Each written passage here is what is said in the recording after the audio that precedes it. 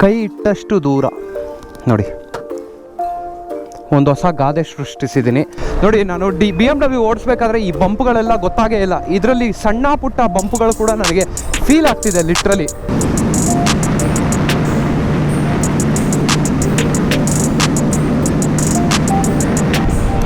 Next Duke 490 ಬರ್ತಿದೆಯಂತೆ ಸ್ನೇಹಿತರೆ. ನಾನು ಒಂದೇ ಮಾತು ಹೇಳ್ತೀನಿ, ಅಂದರೆ 400cc ಮೇಲೆ ನೀವು ಯಾವುದೇ ಗಾಡಿ ತಗೊಳ್ಳಿ,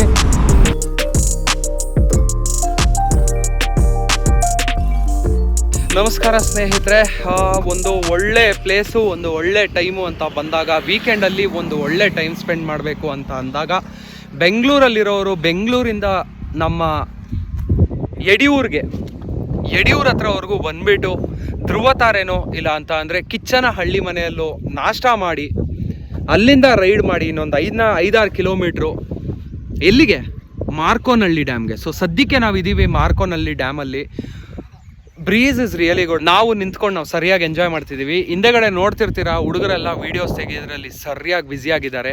ನಮ್ಮ ಸುಶೇನ್ ಅವರಂತೂ ಇನ್ನು ಬಿಡಿ, ನಮ್ಮ ಸುಶೇನ್ ಅವರು ಲೈಫ್ ಎಂಜಾಯ್ ಮಾಡ್ತಿದ್ದಾರೆ. ಅವ್ರನ್ನ ಈ ಪರ್ಟಿಕ್ಯುಲರ್ ಸಿಚುವೇಶನಲ್ಲಿ ಪ್ರೆಸೆಂಟಲ್ಲಿ ಹಾಕ್ಕೊಂಡು ಅವ್ರು ಎಂಜಾಯ್ ಮಾಡ್ತಿದ್ರೆ, ನಮ್ಮಿಬ್ರು ಹುಡುಗರು ವೀಡಿಯೋನಂತೆ ಇನ್ಸ್ಟಾಗ್ರಾಮ್ ಅಂತೆ ಎಲ್ಲ ಎಂಜಾಯ್ ಮಾಡಿಕೊಂಡು ನಿಂತಿದ್ದಾರೆ. ಸೊ ನೀವು ಈ ಥರ ಎಂಜಾಯ್ ಮಾಡಬೇಕು, ನೀವು ಈ ಥರ ಅಲ್ಟಿಮೇಟ್ ಎಕ್ಸ್ಪೀರಿಯನ್ಸ್ ಪಡಿಬೇಕು ಅಂತ ಅಂದರೆ ಡೆಫಿನೆಟಾಗಿ ಬನ್ನಿ. ನೆಕ್ಸ್ಟು ನಾನು ನಿಮಗೆ ಸಿಗ್ತೀನಿ ರೈಡ್ ಮಾಡಬೇಕಾದ್ರೆ. ಅಲ್ಲಿವರೆಗೂ ಈ ಸಿನಿಮ್ಯಾಟಿಕ್ ವೀಡಿಯೋಸ್ ನೋಡಿಕೊಂಡು ಎಂಜಾಯ್ ಮಾಡ್ತಾಯಿರಿ.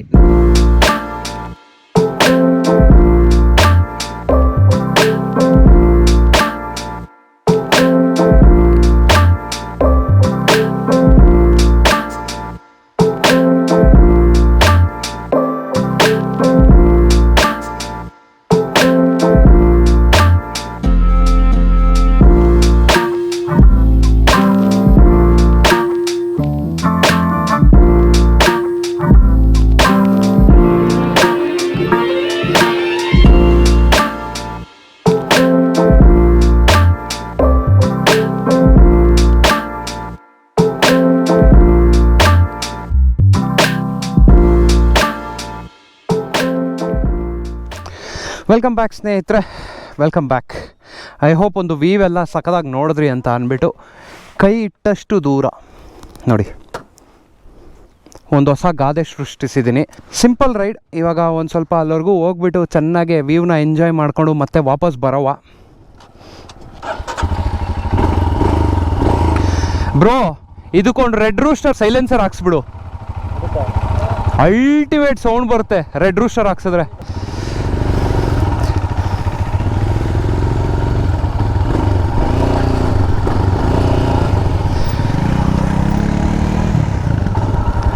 ಬನ್ನಿ ಹೋಗೋಣ ಸ್ನೇಹಿತರೆ. ಸೊ ಇವಾಗ we are going on A straight stretch. ಒಂದು ವೀವ್ ಏನಾದರೂ ಇದೆ ಅಲ್ಲ, ಇದನ್ನು ಎಂಜಾಯ್ ಮಾಡ್ಕೊಂಡು ಹೋಗೋಣ ಅಂತ ಅಂದ್ಬಿಟ್ಟು ಲೆಟ್ಸ್ ಕೀಪ್ ಗೋಯಿಂಗ್.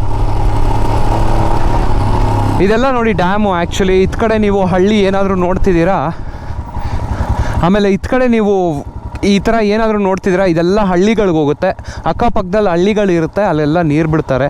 ಸೊ ಇದು ಸ್ಟೋರ್ ಮಾಡೋದಕ್ಕೆ ನೀರು ಯಾವಾಗೆಲ್ಲ ನಾವು ಬಿಡಬೇಕು ಅಂತ ಅನ್ಕೊತೀವೋ ನೋಡಿ, ಅವಾಗ ಇದನ್ನೆಲ್ಲ ಮೇಲೆ ಕೆಳಗಡೆ ಆಡಿಸ್ತಾರೆ. ಸೊ ಆ ಮೇಲೆ ಕೆಳಗಡೆ ಆಡಿಸಿದಾಗ,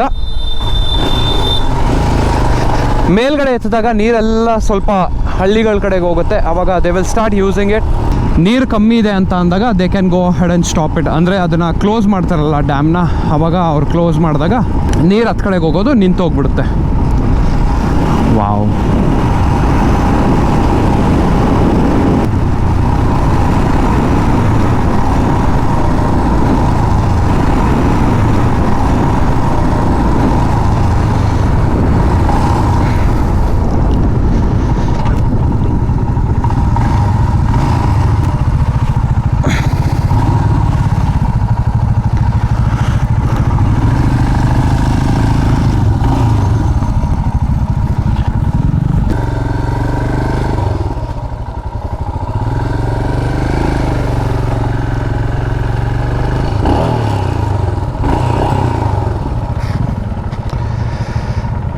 ನೆಕ್ಸ್ಟ್ ಏನು ಹೋಗೋದಾ?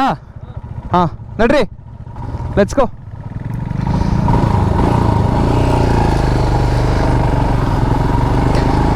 ಒಂಥರ ಸಗದಾಗಿದೆ ಅಲ್ಲ ಸ್ನೇಹಿತರೆ, ಈ ಗಾಡಿ ಓಡಿಸೋದಕ್ಕೂ ಮಜಾನೇ ಬೇರೆ ಇರುತ್ತೆ. ಎಲ್ಲ ಗಾಡಿಗೂ ಒಂದೊಂದು ಕ್ಯಾರೆಕ್ಟರ್ ಇರುತ್ತೆ ಅಂತಾರಲ್ಲ, ಸೊ ಗಾಡಿ ಹತ್ತು ಕೂತ್ಕೊಂಡ್ಮೇಲೆ ಅದನ್ನು ನಮಗೆ ಹೇಳೋಕ್ಕಾಗೋದು ಆ ಗಾಡಿದು ಕ್ಯಾರೆಕ್ಟರ್ ಎಂಥದ್ದು ಅಂತ. Whether it is aggressive or whether it is comfort, ಇಲ್ಲ ಅಂತ ಅಂದರೆ ಸ್ಪೀಡ್, ಪವರ್ಫುಲ್, ಮೈಲೇಜ್ ಎಫಿಷಿಯೆಂಟ್, ಎಲ್ಲನೂ ಅಷ್ಟೇ. ಆ ಕ್ಯಾರೆಕ್ಟರ್ ಗೊತ್ತಾಗಬೇಕು ಅಂತ ಅಂದರೆ ಒನ್ಸ್ ನಾವು ಗಾಡಿ ಮೇಲೆ ಹತ್ತು ಕೂತ್ಕೊಂಡ್ಮೇಲೆ ನಮಗೆ ಗೊತ್ತಾಗೋದು. ಇವಾಗ ನಾನು ಹಿಮಾಲಯನ್ ಮೇಲೆ ಹತ್ತು ಕೂತ್ಕೊಂಡಿದ್ದೀನಲ್ಲ, ನನಗೆ ಗೊತ್ತಾಗ್ತಾ ಇರೋದೆಲ್ಲ ಕಂಫರ್ಟೇ. ಸ್ಪೀಡ್ ಬಗ್ಗೆ ನೆನಪಾಗಲ್ಲ, ಏನು ನೆನಪಾಗಲ್ಲ. It's just all about for a long ride. ನಿಮಗೆ ಗೊತ್ತೇ ಇರುತ್ತೆ. ಸೊ ನಿಮಗೆ ಆಲ್ರೆಡಿ ನಾನು ಈ ಗಾಡಿ ಬಗ್ಗೆ ಕಂಪ್ಲೀಟ್ ಇನ್ಫಾರ್ಮೇಷನ್ ಎಲ್ಲ ಎಕ್ಸ್ಪ್ಲೇನ್ ಮಾಡಿದ್ದೀನಿ. ಸೊ ಇನ್ನು ಈ ಗಾಡಿಗೆ ಬಂದಾಗ ಇದರಲ್ಲಿ ಬೇರೆ ಎಂಥ ಡಿಫ್ರೆನ್ಸೂ ಇಲ್ಲ. ಸೊ ನನ್ನದು ಲಿಂಕು ಇಲ್ಲಿ ರೈಟ್ ಸೈಡಲ್ಲಿ ಹಾಕ್ತೀನಿ, ಹಿಮಾಲಯನ್ ರಿವ್ಯೂದು. ನೋಡಿ, ಎಂಜಾಯ್ ಮಾಡಿ, ಲೈಕ್ ಹೊಡೀರಿ, ಶೇರ್ ಹೊಡೀರಿ, ಸಬ್ಸ್ಕ್ರೈಬ್ ಹೊಡೀರಿ. ಸೊ ನಮ್ಮ ಸುಶನ್ ಅವರು ಡಾಮಿನರ್ ಓಡಿಸ್ತವ್ರೆ. ಇವಾಗ ಅವನು BMW 310 GS ಓಡಿಸ್ತಿದ್ದಾನೆ. ನಮ್ಮ JP ಹಿಮಾಲಯನ್ನು ನಾವು ಮತ್ತೆ ಬ್ಯಾಕ್ ಟು ಡ್ಯೂಕ್ 390, ಅಚ್ಚುಮೆಚ್ಚಿನ ಡ್ಯೂಕ್ 390ನ ಓಡಿಸ್ಕೊಂಡು ಮತ್ತೆ ವಾಪಸ್ ಮನೆ ಕಡೆಗೆ ತೆರಳಿಸ್ತಿದ್ದೀವಿ. ಇಷ್ಟು ಬೇಗ ಒಂದು ರೈಡು ಕಂಪ್ಲೀಟ್ ಆಗುತ್ತೆ ಅಂತ ಅಂದ್ಕೊಂಡಿದ್ದಿಲ್ಲ. ಈ ಥರ ರೈಡ್ ಮಾಡಿ ಸುಮಾರು ದಿನಗಳಾಗಿತ್ತು. ಎಲ್ಲ ಆದಮೇಲೆ ಇವತ್ತೇ ಫಸ್ಟ್ ಟೈಮು ಈ ಥರ ಒಂದು ರೈಡ್ ಮಾಡ್ತಿರೋದು. ಅದು ಅರ್ಲಿ ರೈಡು ಅಂದರೆ ಚೆನ್ನಾಗಿತ್ತು. ನೋಡಿ, ನೀವೇನಾದರೂ ಹೇಳಿ, ರೈಡ್ನ ಮಾತ್ರ ಎಂಜಾಯ್ ಮಾಡಬೇಕು ಅಂತ ಅಂದರೆ ಈ ಥರ ರೈಡ್ಗಳಿಗೆ ಬರಬೇಕು. ಒಂದು ಬ್ರೇಕ್ಫಾಸ್ಟು, ನೀವು ಟೂರ್ನ ಎಂಜಾಯ್ ಮಾಡಬೇಕು ಅಂತ ಅಂದರೆ ಹೋಗ್ಬಿಟ್ಟು ಒಂದೆರಡು ದಿನ ಸ್ಟೇ ಮಾಡಿ ಆಮೇಲೆ ನೀವು ಅಲ್ಲಿರೋ ಸುತ್ತಮುತ್ತನೆಲ್ಲ ನೋಡಿಕೊಂಡು ಟ್ರೆಕ್ಕಿಂಗ್ ಮಾಡೋದಾಗಲಿ, ಇಲ್ಲ ಬೇರೆ ಏನಾದರೂ ಆ್ಯಕ್ಟಿವಿಟೀಸ್ ಇರಲಿ, ಅದೆಲ್ಲ ಮಾಡಾದ್ಮೇಲೆ ವಾಪಸ್ ಬರ್ತೀರಲ್ಲ, ಅದು ಬೇರೆ ರೀತಿಯ ಒಂದು ಅನುಭವ. ನಿಮ್ಮ ಸ್ನೇಹಿತರು ಯಾರಾದರೂ ಇದ್ದಾರೆ, ಅವ್ರಿಗೆಲ್ಲ ವಿಡಿಯೋ ಶೇರ್ ಮಾಡಿ. ಬನ್ನಿ ನೀವು ಈ ಏರಿಯಾಗೆ, ಈ ಸ್ಪಾಟ್ಗೆ ಎಲ್ಲ.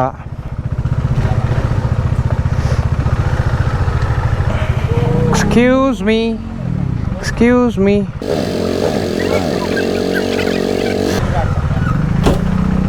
Thank you. ಯಾರೋ ಸ್ಕೂಲ್ ಮಕ್ಕಳನ್ನೆಲ್ಲ ಕರ್ಕೊಂಡ್ಬಂದಿದ್ದಾರೆ. ನೋಡಿ, ನಾನು BMW ಓಡಿಸ್ಬೇಕಾದ್ರೆ ಈ ಬಂಪ್ಗಳೆಲ್ಲ ಗೊತ್ತಾಗೇ ಇಲ್ಲ. ಇದರಲ್ಲಿ ಸಣ್ಣ ಪುಟ್ಟ ಬಂಪ್ಗಳು ಕೂಡ ನನಗೆ ಫೀಲ್ ಆಗ್ತಿದೆ. ಲಿಟ್ರಲಿ ಒಂದು ಸ್ವಲ್ಪ ಇದು ಹಾರ್ಡಾಗೆ ಇದೆ. ಒಡಿಯೂಸೆ ಶಾಕ್ಸು ಈ ಗಾಡಿಗೆಲ್ಲ ಹಾರ್ಡಾಗೆ ಇರೋದು. ಯಾಕಂದರೆ still it's a naked sport ಆಗಿರೋದ್ರಿಂದ ನಮಗೆ ರೋಡ್ ಕಂಫರ್ಟ್ ಕೊಟ್ಟಿರ್ತಾರೆ ಹೊರತು ಆಫ್ ರೋಡ್ ಕಂಫರ್ಟ್ ಕೊಟ್ಟಿರಲ್ಲ. That is one other reason why you should go for ADV if you are willing to do a long trips and all. ಅವ್ರು ನೋಡಿ ಚಚ್ಕೊಂಡೇ ಹೋಗ್ಬಿಟ್ರು. ಓ ಮೈ god, ಬನ್ನಿ.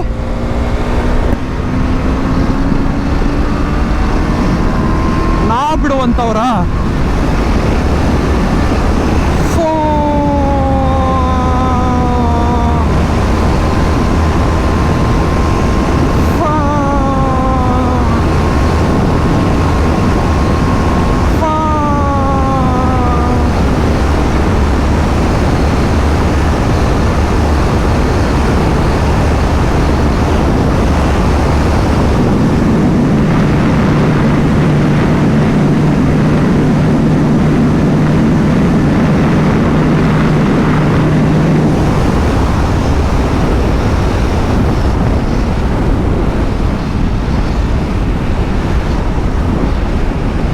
ಸಗದಾಗಿತ್ತಲ್ಲ. ಖಾಲಿ ರೋಡ್ ಇದ್ದಾಗ ಆ ಥರ ಓಡಿಸಿದ್ರೆ ಮಜಾ ಬರುತ್ತೆ ತುಂಬ. ಆದರೆ ಯಾರೂ ಅಡ್ಡ ಬರಬಾರ್ದು ಅಷ್ಟೇ. ಈ ಹಳ್ಳಿ ರೋಡ್ಗಳಲ್ಲೆಲ್ಲ ಅದೊಂದು ಬಾಧೆ. ಸೊ ನಾನು ಅವಾಗ್ಲೂ ಹತ್ತು ಕಡೆ ಇತ್ತು ಕಡೆ ನೋಡ್ಕೊಂಡೆ ಓಡಿಸ್ತಾ ಇದ್ದೆ. ನೋಡಿ, ಇದೆಲ್ಲ ಗ್ಯಾಸ್ ಸಿಲಿಂಡ್ರದು ಇದೇನಾದರೂ ಇದೆ, ಗ್ಯಾಸ್ ಸಿಲಿಂಡರ್ ಫಿಲ್ಲಿಂಗ್ ಸ್ಟೇಷನ್ಗಳು HP ದು.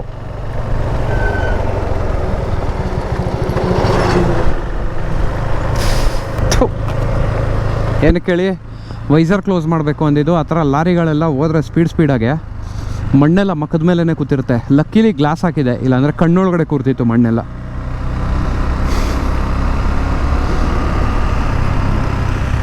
HP ಗ್ಯಾಸ್ ಹೋಗ್ಬೇಕಾದ್ರೆ ಇವಾಗ ಒಂಚೂರು ನಿಧಾನಕ್ಕೆ ಓಡಿಸ್ಕೊಂಡು ಹೋಗಬೇಕು ಸಿಟಿಗೆ ಟಚ್ ಆಗಿದ ತಕ್ಷಣ.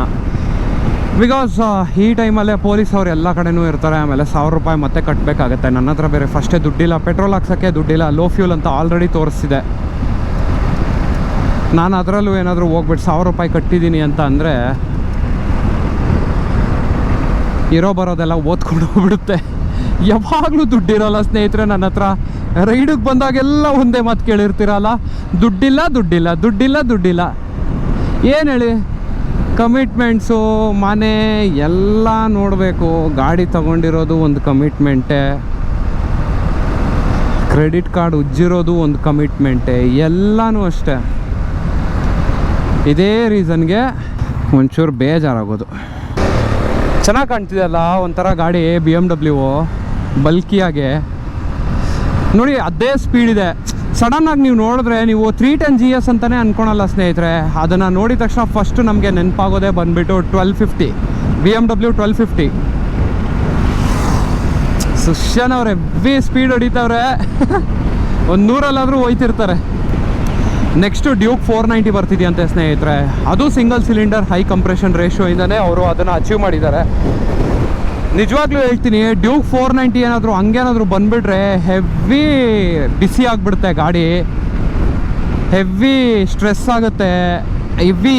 ಇವಾಗ ಈ ಗಾಡಿದು ಏನು ಪುಲ್ಲಿಂಗ್ ಪವರ್ ಇದೆಯೋ ಆ ಕಂಫರ್ಟ್ಗಿಂತ ಹೆಚ್ಚಿಗೆ ಕಂಫರ್ಟ್ ಕೊಟ್ಟಿಲ್ಲ ಅಂತ ಅಂದರೆ ನಿಜವಾಗ್ಲೂ ಹೇಳ್ತೀನಿ, ಆ ಗಾಡಿನ ಯಾರು ತಗೊಳೋದಕ್ಕೂ ಹೋಗಲ್ಲ, ಏನೂ ಹೋಗಲ್ಲ. ಡ್ಯೂಕ್ 490ನ ಯಾಕೆ ಹೇಳ್ತಿದ್ದೀನಿ ಅಂತ ಅಂದರೆ ನೋಡಿ, ಈ ಗಾಡಿ ಫುಲ್ ಆಡೋ ಪವರೇ ತಡಿಯೋಕ್ಕಾಗ್ತಿಲ್ಲ. ಇನ್ನು 490cc ನೀವು ಹೇಳೋದಾದರೆ it will be on another level, ಹೇಳೋದು ಬಿಸಾಕತ್ತೆ. ಸೊ 42 Nm ಟಾರ್ಕ್ ಅಂತೆ ಡ್ಯೂಕ್ 490 ಬರೋದು. ಸೊ ಇದ್ರದ್ದು ಅಣ್ಣ ಥರ ಇರುತ್ತೆ, ಬೇಜಾರೇನಿಲ್ಲ. ಬಟ್ ಆ 490cc ಪವರು ಕೊಡೋ ಅಷ್ಟು ಕಂಫರ್ಟ್ ಕೊಟ್ಟಿಲ್ಲ ಅಂತ ಅಂದ್ಕೊಳ್ಳಿ, ಯಾರು ಅದನ್ನು ಮೂಸ್ ಕೂಡ ನೋಡೋಕೆ ಹೋಗಲ್ಲ. Duke 390 are best for India, ನಾನು ನೋ ಅಂತ ಹೇಳ್ತಿಲ್ಲ. ಬಟ್ 490 ಬಂದಾಗ ಅದ್ರದ್ದು ಪ್ರೈಸ್ ಕೂಡ ಜಾಸ್ತಿ ಆಗುತ್ತೆ. ಅಂದರೆ 2 ಲಕ್ಷ 1.5 ಲಕ್ಷ ಜಾಸ್ತಿ ಆಗ್ಬಿಡುತ್ತೆ 390ಗಿಂತ. ಅವಾಗ ಮೂಸ್ ನೋಡೋಕೆ ಹೋಗಲ್ಲ ಯಾರೂ. ಯಾಕಂದರೆ ಡ್ಯೂಕ್ 790 ಬಂತು, 6.5 ಲಕ್ಷ ಎಕ್ಸ್ ಶೋರೂಮ್ ಪ್ರೈಸ್ ಇತ್ತು. ಆಮೇಲೆ 7.25 ಲಕ್ಷನೋ 8 ಲಕ್ಷನೋ ಆನ್ ರೋಡಿಗೆ ತರೋದಕ್ಕಿತ್ತು. ಎಷ್ಟು ಜನ ತೊಗೊಂಡ್ರಪ್ಪ ಡ್ಯೂಕ್ 790ನ? ಅದಕ್ಕೆ ಹೇಳ್ತಿದ್ದೀನಿ, ನೆಕ್ಸ್ಟು ಡ್ಯೂಕ್ 490 ತೊಗೊಂಡ್ರೆ ಫಸ್ಟು ರಿಸರ್ಚ್ ಮಾಡಿ.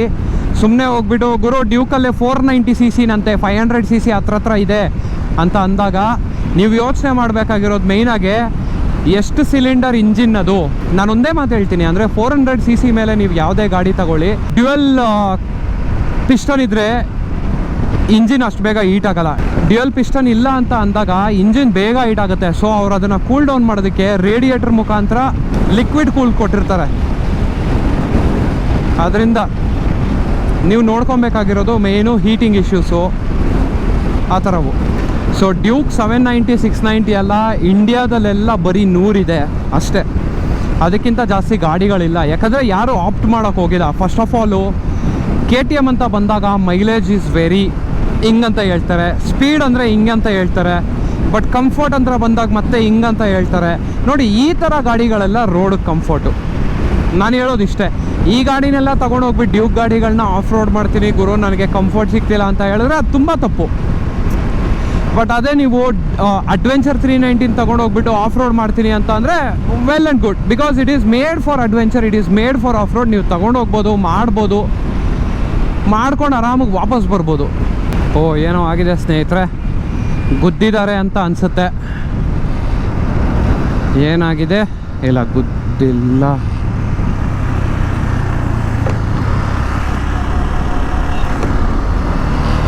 ಇಲ್ಲ, ಏನಾಗಿಲ್ಲ ಪಾಪ, ಏನೋ ನಿಲ್ಲಿಸ್ಬಿಟ್ಟು ನೀರ್ಗೀರೇನೋ ಕುಡಿತಿದ್ದಾರೆ ಅಂತ ಅನಿಸುತ್ತೆ.